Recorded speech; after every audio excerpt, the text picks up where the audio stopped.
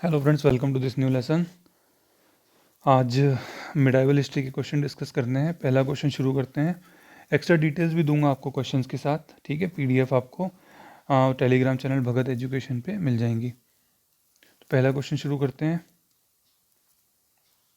The history of conquest of Sindh by Arabs from which historical composition we first get. तो ये question है actually कि जो अरब आए थे हमारे इंडिया में, तो उन्होंने सिंध का कॉन्क्वेस्ट किया था सबसे पहले, तो वो हमको किस लिटरेचर से मिलता है? तो उसका आंसर होगा Chachnama. Chachnama was written by Ali Ahmad, और इसमें हमको पता लगता है कि मोहम्मद बिन कासिम ने जो है सिंध पे आक्रमण किया था और सिंध पे कब्जा किया था। That was in the 8th century, और ये पहला आक्रमण था इंडिया पे, ठीक है। चचनामा रिटन बाय अली अहमद, और हमको ये क्या बताता है? अरबों का सिंध पर आक्रमण, मोहम्मद बिन कासिम, ठीक। तुगलकनामा आपसे पूछेंगे तो आप बता देना अमीर खुसरो ने लिखी है, ठीक है। रहला आपसे कोई पूछेगा तो आप बता देना इब्न बतूता। इब्न बतूता आपको पता ही होगा कि ये जो थे मोरक्को से आए थे, ठीक है, और ये तुगलक्स के टाइम में थे। आपको पता होगा ना, ये तुगलक जो आपका दिल्ली सल्तनत था, तो उसका ऑर्डर क्या है? सबसे पहले स्लेव डायनेस्टी थी, देन आपके थे खिलजीज, देन आपके तुगलक, देन आपके सैयद, फिर आपके आए लोधी। लोधी में जो था आपका, लोधी में आपके थे बहलल लोधी, सिकंदर लोधी एंड इब्राहिम लोधी। और इब्राहिम लोधी से लड़ाई करी थी बाबर ने इन दी बैटल ऑफ पानीपत, और यहाँ से शुरू हो गई थी मुगल डायनेस्टी। तो मैं तो जनरली ऐसे याद करता हूँ कि SKTSL, सकत सल, तो आप भी इसको इस तरह से याद कर लोगे तो आपको याद रहेगा, ठीक है। तो ये पहला हो गया हमारा। दूसरा देखते हैं। आपको ये बताना है कि जो अब्दुल रज़ाक था, अब्दुल रज़ाक वो किसके टाइम में आया था इधर, किस किस रूलर के टाइम में आया था? तो ये देखो, ये विजयनगर एम्पायर है था आपका साउथ में, तो ये उससे रिलेटेड है। तो मैं आपको बताता हूँ, जो विजयनगर एम्पायर है वहाँ पे जो डायनेस्टी थी उसमें क्या क्या थी? एक संगम डायनेस्टी थी, then Saluva, then Tuluva and then Aravidu. SST है, SSTA, say it again, SSTA, Sangama, Saluva, Tuluva and Aravidu. अब हुआ क्या, इनमें से अलग अलग किंग थे, तो ये मैं आपको पहले ही बता देता हूँ। देखो, Devaraya first and Devaraya second, ये संगम डायनेस्टी से थे। विजयनगर का जो फाउंडर था Harihar and Bukka, they also obviously belongs from Sangam dynasty. उसके बाद आया कृष्णदेवराया, तो कृष्णदेवराया आपके तुलुवा डायनेस्टी से बिलोंग करते हैं, ठीक है। और इनके ही भाई थे अच्युत राय, जो कि कृष्णदेव राया के भाई थे। आमतौर पे हम विजयनगर एम्पायर को जब पढ़ते हैं तो हम इनके बारे में बहुत जानते हैं, कृष्णदेव राया, ठीक है। He was the most renowned famous king of Vijayanagar empire. अब वापस क्वेश्चन पे आते हैं, अब्दुल रज़ाक किसके टाइम में आए? तो ध्यान रखना, देवराय 2 के टाइम में आए थे, ठीक है। 1422 से 1446 इनका टाइम पीरियड था, और ये देवराय 2 के टाइम में कौन आया था? अब्दुल रज़ाक। एक अब्दुल रज़ाक पाकिस्तान के ऑलराउंडर भी थे, बहुत अच्छे ऑलराउंडर थे, ठीक है। तो ये ध्यान रखना है। आगे चलते हैं। एक बार इनका टाइम पीरियड जरूर ध्यान रखना, 1509 से 1529। देखो 20 साल में कितना नाम हो गया था इनका, जस्ट इन 20 ईयर्स कितना नाम हो गया। तीसरा क्वेश्चन देखेंगे कि कौन से मुस्लिम रूलर ने पहली बार जिजिया टैक्स लगाया था? जिजिया टैक्स क्या होता है? नॉन मुस्लिम पे लगता है, और मुस्लिम पे एक टैक्स लगता है ज़कात। ज़कात में उनको क्या होता है? उनकी कमाई का 10% रखना होता है, ठीक है। ज़कात को ही दूसरे धर्मों में दशवंत या दूसरे नाम से जानते हैं। वापिस आते हैं जिजिया पे। जिजिया क्या होता है? जो नॉन मुस्लिम्स के ऊपर जो टैक्स लगता है उसको हम बोलते हैं जिजिया, ठीक है। तो ये सबसे पहली बार किसने लगाया? तो ये सबसे पहली बार आपके लगाया था जो मोहम्मद बिन कासिम ने, ठीक है। उसके बाद बाबर, आपको पता है बाबर 1526 में इंडिया आया था। ये आया था तोप के साथ, बारूद के साथ, सॉरी बारूद के साथ आया था, इसीलिए ये इतना ज़्यादा इफ़ेक्टिव रहा, ठीक है। और गौरी गजनवी का आपको पता ही है। अच्छा, मुझे ये बताओ कि गौरी पहले आया या गजनवी पहले आया? तो ध्यान रखना, हम पढ़ते ना मिस्टर घोगा, तो ये मिस्टर घोगा को हम गागो कर दो, तो पहले आए मोहम्मद गजनवी, देन आए मोहम्मद गोरी। गोरी के टाइम में ही बैटल ऑफ तरायन हुए, दोनों बैटल हुए थे ना, first battle of Tarain and second battle of Tarain, 1191 and 1192। तो ध्यान रखना, गा घो है, ये गो गा नहीं है, मिस्टर गोगा फिल्म में थे और यहाँ पे कौन है रियलिटी में, गा एंड गो, ठीक है, गाओ और फिर चले जाओ। तो गा में कौन आ गए, मोहम्मद गजनवी पहले आए और इनके ही साथ आए थे फेमस अल बरूनी और उसके बाद जो है मोहम्मद गौरी। ठीक, अगला क्वेश्चन देखेंगे कि कौन सा इंडियन रूलर था जो सबसे पहले तुर्क्स के द्वारा डिफीट हुआ, हारा। तो ये देखो जयपाल जो था, ये जयपाल रूलर था पेशावर का। लोगों को सिर्फ इसकी हार दिखती है, मैं बताता हूँ आपको। ये पेशावर, पेशावर मतलब कश्मीर का जो एरिया था ना, कश्मीर, ये जैसे कश्मीर है इधर आपका पाकिस्तान है, तो ये इस वाले एरिया में रूल करते थे। इन्होंने इतनी बार खदेड़ा तुर्कों को, बहुत बार खदेड़ा, लेकिन एक बार आके ये कब 1001 ईडी में आके मोहम्मद गजनवी से ये हार गए थे। वो भी उसका रीज़न क्या था कि तूफ़ान आ गया था, ऐसा हिस्टोरियंस ने लिखा है। उस तूफ़ान के कारण ये हार गए थे और उस हार से ये इतना ज़्यादा दुखी हो गए थे कि ये खुद ही इन्होंने सुसाइड कर लिया था। उस बैटल का नाम था बैटल ऑफ पेशावर। ठीक है, ये मैंने क्या लिख दिया, 2001 लिख दिया है, इट इज़ एक्चुअली 1001। ठीक है, तो ये हिंदू किंग जयपाल थे। ओके, अगला क्वेश्चन देखेंगे कि ये writing of Firdausi, sorry for this, writing of Firdausi, Firdausi ने क्या लिखा है। तो ध्यान रखना, जो आपके फिरदौसी थे ना, इन्होंने शाहनामा लिखा है। शाहनामा समझ ही गए होगे आप, शाहजहाँ के बारे में।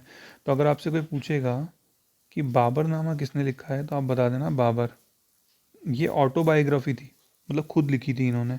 ठीक है, उसके बाद आपके हुमायूं, तो हुमायूं नामा लिखा था गुल बदन बेगम ने।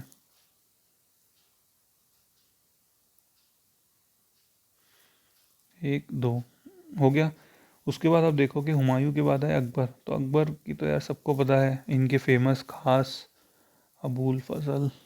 ठीक है, फिर जहांगीर के बारे में आओगे, फिर जहांगीर ने भी जो है अपना खुद ही लिख दिया था, जहांगीर नामा। अच्छा, आपको पता है जहांगीर ने अबुल फजल को मरवाया था। इनके एक हिंदू दोस्त थे, बुंदेलखंड में रहते थे, तो उनसे अबुल फजल को मरवा दिया था इन्होंने। ठीक है, चलो आगे आ जाओ। कौन से रूलर इल्बरी तुर्क नहीं थे। देखो, जो स्लेव डायनेस्टी आपकी शुरू हुई थी ना, वो तुर्क्स ही थे। तो ये पहले आए थे आपके, जैसे ये आपके कुतुबुद्दीन ऐबक, फिर इल्तुतमिश। तो ध्यान रखना, ये जो स्लेव डायनेस्टी के रूलर थे ना, वो इल्बरी तुर्क थे। इल्बरी तुर्क किसको छोड़ के, कुतुबुद्दीन ऐबक को छोड़ के। तो हम डिटेल्स में नहीं जाएंगे, बस आप इतना ध्यान रखो कि कुतुबुद्दीन ऐबक इल्बरी तुर्क नहीं था, बाकी सब थे ये इल्बरी तुर्क। ठीक है, ये आपका जो इल्तुतमिश आया, फिर आपका उसके बाद गियासुद्दीन बलबन आया। ठीक है, तो ये सब इल्बरी तुर्क थे। चलो, आप ये बताओ कि अलाउद्दीन खिलजी ने जो साउथ कैंपेन्स किए थे, अलाउद्दीन खिलजी उसने काफ़ी ज़्यादा टेरिटरी कर ली थी, बहुत रीनोन रूलर है, जैसे भी किए उसने। तो उसने साउथ में भी अटैक किया था। तो उस टाइम इसका जनरल कौन था, उसका जनरल था मलिक काफूर। ये एक बताते हैं कि ये एक ईनक था। ठीक है, और इसने अटैक किया था साउथ में, जो कैंपेन किया था उसमें जो ये जनरल था अलाउद्दीन खिलजी का, वो ये था। अच्छा, आपको पता है खिज़र खान कौन था। तो Khizar Khan was founder of Syed dynasty. ठीक है, लोदियों का कौन था। तो लोदी डायनेस्टी के जो फाउंडर थे वो कौन थे, बाहोलो लोदी। ठीक है, अच्छा, अगर आपसे कोई ये पूछेगा कि ये कौन है, अली गुरशप, तो पता होगा आपको, आपने मूवी देखी है Ali Gurshasp. No, it was no other than Alauddin Khilji. Alauddin Khilji का नाम अली गुरशप था। दीवान रियासत जो था वो डिपार्टमेंट किससे रिलेटेड था। तो ये देखो, ये मिस्टर अलाउद्दीन खिलजी ने ही बनाया था और इन्होंने व्यापारी वर्ग के ऊपर बहुत ध्यान रखा। इन्होंने मार्केट रिफॉर्म्स भी लाया। आपको पता है कि उस टाइम इन्होंने मार्केट रिफॉर्म्स लाए थे, प्राइस कंट्रोल जो आज आरबीआई करता है ना, आरबीआई और भारत सरकार करती है, इन्फ्लेशन कंट्रोल करने के लिए बहुत सारे मार्केट रिफॉर्म्स लाए थे। तो ये जो डिपार्टमेंट था ना, ये उससे ही रिलेटेड था, रियासत। ठीक है, control over bound business class. ये वाला क्वेश्चन बहुत अच्छा है। अमुक्त मर्यादा किसने लिखी। तो अमुक्त मर्यादा किसने लिखी, देखो अमुक्त मर्यादा लिखी है कृष्णदेव राय ने। ठीक है, तो ये कृष्णदेव राय ने अमुक्त मर्यादा लिखी है और ये जो है ना आपकी, ये इन्होंने संस्कृत में नहीं लिखी थी। बहुत से बच्चे समझते हैं कि संस्कृत में लिखी थी। It was written in, Amukta Maryada was written in Telugu by Krishnadeva Raya. 1509 से 1529। ठीक, आगे आ जाओ कि कौन दो अशोक पिलर दिल्ली लेके आया था, कहाँ से? तोपारा और मेरठ से। तो फिरोज शाह तुगलक लेके आए थे। फिरोज शाह तुगलक तुगलक डायनेस्टी के किंग हैं। ये देखो मैं आपको बताता हूँ, गियासुद्दीन तुगलक जो थे फाउंडर थे तुगलक डायनेस्टी के। तुगलक डायनेस्टी का रेन बहुत बड़ा था। और उसके बाद आया आपके मोहम्मद बिन तुगलक सनकी। किसी को आप तुगलक बोल दोगे ना तो वो उसको गाली समझता है कि बड़े तुगलक बन रहे हो। तो हाँ ठीक है, मैं बताता हूँ, तूने तुगलक बोला है ना, अब बताता हूँ। उसके बाद आए फिरोज शाह तुगलक, जिनका मैंने आपको अभी बताया।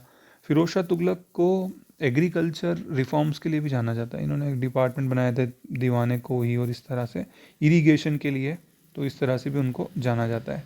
ठीक है, अच्छा, तो ये हो गया हमारा।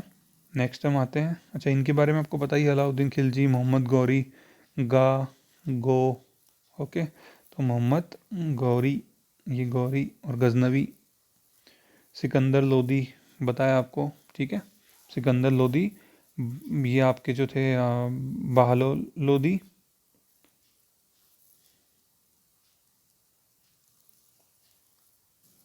बहलोल लोदी के बाद सिकंदर लोदी, एंड देन इब्राहिम लोदी, आखिरी डायनेस्टी, आखिरी रूलर लोदी, लोदी डायनेस्टी का, और आपका सल्तनत, दिल्ली सल्तनत का। उसके बाद तो मुगल शुरू हो गया था। अच्छा, ये क्वेश्चन देखना है कि किस सूफी संत को महबूब इलाही भी कहा जाता है? तो महबूब इलाही, देखो मैं बताता हूँ, ये जो सूफी संत थे बड़े पाक, इनको कहा जाता है। शेख निज़ामुद्दीन औलिया को कहा जाता है महबूब इलाही, ठीक है। और आपके मोइनुद्दीन चिश्ती, जो कि किसके साथ आए थे?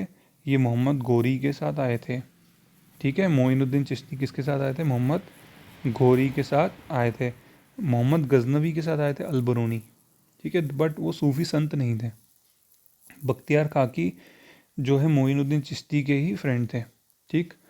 तो आपने सूफीज़म के बारे में पढ़ा होगा। सूफीज़म जैसे क्या होता है, इस्लाम जो है, इस्लाम में गाने की और मनाही है, लेकिन जो सूफीज़म है वो सूफीज़म सिर्फ ईश्वर की इबादत में बिलीव करता है। और यहाँ पे ये संगीत से भी उनको याद करता है सूफीज़म, ठीक है। मैंने किसी से पूछा भी था कि हमें अगर कुछ मांगना हो, जैसे आपने देखा होगा कि जो अजमेर में जो दरगाह हैं, तो दरगाह में क्या होता है, दरगाह में इन सब की जो ग्रेव होती है, तो वहाँ पे लोग मन्नतें मांगते हैं।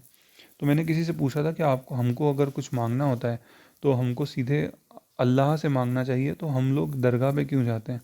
तो उन्होंने मुझे बहुत अच्छा आंसर दिया था कि कई बार क्या होता है कि हम लोग इतने लवेबल नहीं होते गॉड के। मुझे नहीं पता उन्होंने जो आंसर दिया आप उससे एग्री करोगे या नहीं, मैं जस्ट आपको बता रहा हूँ। तो उन्होंने मुझे बताया कि हम लोग इतने प्रिय नहीं होते गॉड के, तो हम उनसे जब सीधे मांगते हैं तो हो सकता है कि वो हमको ना दें। तो इसलिए हमको क्या होता है, हम एक मीडिएटर को डाल देते हैं बीच में।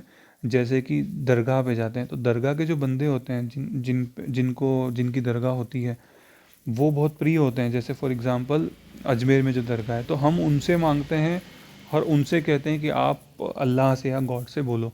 तो उनका ऐसा लॉजिक था दरगाह पे जाने का, ठीक है। मुझे लगा आपसे शेयर करना चाहिए तो मैंने किया, ठीक। तो ये हो गया हमारा क्वेश्चन। इसका आंसर क्या होगा? महबूब इलाही का ख्वाजा मोइनुद्दीन चिश्ती, ठीक है। सॉरी सॉरी सॉरी, निज़ामुद्दीन औलिया, ओके। चलो आ जाओ आगे। तो शेर शाह के time, sorry this was wrong question, हाँ। अब ये बताना है आपको कि कौन सा हिस्टोरिकल मॉन्यूमेंट है दिल्ली में जो जिसमें इंडियन आर्किटेक्चर भी है और पर्शियन आर्किटेक्चर भी है। तो आप ध्यान रखना कि उसमें हुमायूं की जो टॉम्ब है, हुमायूं की टॉम्ब में दोनों हैं ये। होता क्या है कि हमारे यहाँ जैसे भारत का कल्चर है, तो जो बाहर से लोग आए उन्होंने अपने एलिमेंट्स इसमें जोड़ दिए, तो वो जो मिक्स कल्चर बन गया उसको हमने बोला इंडो पर्शियन। तो देखो इसमें पहले क्या होता था, पहले ये इंडिया में जैसे ऐसे ऐसे वो गेट बनते थे। बाद में क्या हुआ, जब पर्शियन आर्किटेक्चर आ गया तो वो आपने देखा होगा इस तरह से आर्क्स बन गए, ठीक। पहले शिखर होते थे मंदिरों में, उसके बाद जब इंडो पर्शियन आ गया तो वो ऐसे डोम्स हो गए, ठीक है ना। आपने देखे होंगे ऐसे मीनार बन गए। फिर एक एक बहुत बड़ा, बहुत अच्छा फीचर है जो पहले के इंडियन आर्किटेक्चर में नहीं था, बाद में हुआ। क्या हुआ? जो चार बाग बन गया, ठीक है। इसे मतलब जो मॉन्यूमेंट बना है वहाँ पे गार्डन भी बन गया, और वहाँ पे पानी के जो पानी जो लेक्स होता है ना, छोटे छोटे swimming pool type lake lake type भी थे। तो वो लेक के दो पर्पस थे, एक तो थी उनकी प्योरिटी और दूसरा था ब्यूटी। ठीक है। उसके अलावा उसके अलावा भी और भी फीचर हैं। जाली का यूज़ हुआ इंडो पर्शियन आर्किटेक्चर में। और जाली के साथ साथ जो पहले आपने देखा होगा, जो पहले मंदिर थे, इंडियन टेम्पल्स थे, वहाँ पे जो ऐसी मूर्तियाँ होती थी, एग्जॉटिक पिक्चर्स होती थी। लेकिन इंडो पर्शियन आर्किटेक्चर में कोई भी आप देखोगे, जो इंडो पर्शियन आर्किटेक्चर है, हुमायूं टॉम्ब है, इनमें कोई ऐसा नहीं है। वहाँ पे क्या होता था, कैलीग्राफी होती थी, फूल पत्ते जो होते थे ना, उनकी डिज़ाइंस होती थी, इस तरह से होती थी। ठीक है। तो ये अकबर के टाइम में बना था हुमायूं टॉम्ब, और ये हुमायूं टॉम्ब और मिराक मिर्ज़ा गियास इसके आर्किटेक्ट थे। ठीक, Mirak Mirza Ghiyas. Okay. Battle of Dharmat, तो धर्मत ध्यान रखना, आगरा के पास एक जगह है। ये जो लड़ाई हुई थी, ये किसके बीच हुई थी? तो ये 1658 में लड़ाई हुई थी, किसके बीच में? औरंगज़ेब और दारा शिकोह के बीच में। तो देखो, बाबर, बाबर के बाद आए हुमायूं, हुमायूं के बाद आए अकबर, अकबर के बाद आए आपके जहांगीर, जहांगीर के बाद शाहजहां, और शाहजहां के बाद आए आपके औरंगज़ेब। तो ये दो, इसको छोड़ो, इस पे आ जाओ। शाहजहां के लड़के थे औरंगज़ेब, दारा शिकोह। दारा शिकोह भी इनके लड़के थे, औरंगज़ेब भी थे, और भी थे। लेकिन हिस्ट्री में ऐसा लिखा है कि दारा शिकोह जो थे ना, वो सब शाहजहां के सबसे पसंदीदा बेटे थे। सबसे चहीते बेटे कौन थे? दारा शिकोह ही थे। ठीक है। और दारा, ऐसा कुछ हिस्टोरियंस ऐसा लिखते हैं कि अगर दारा शिकोह रूलर बनते तो भारत का इतिहास कुछ और होता, क्योंकि औरंगज़ेब ने बहुत उत्पात मचाया।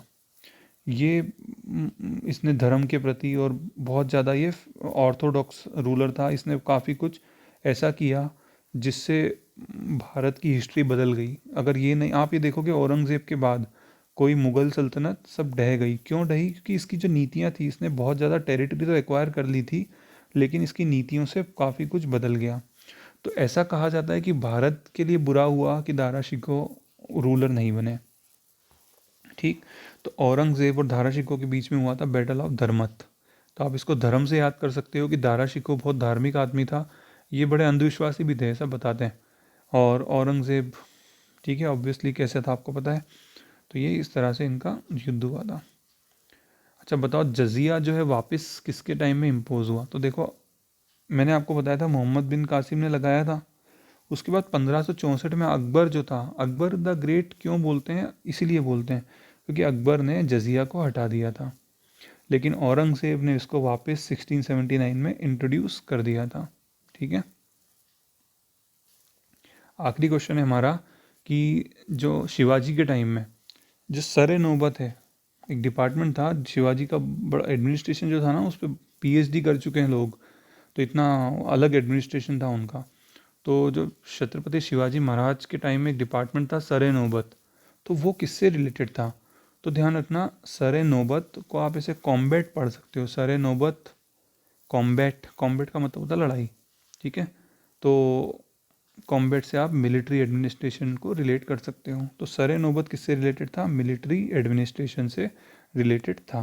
ठीक है। तो ये आपका हो गए क्वेश्चंस।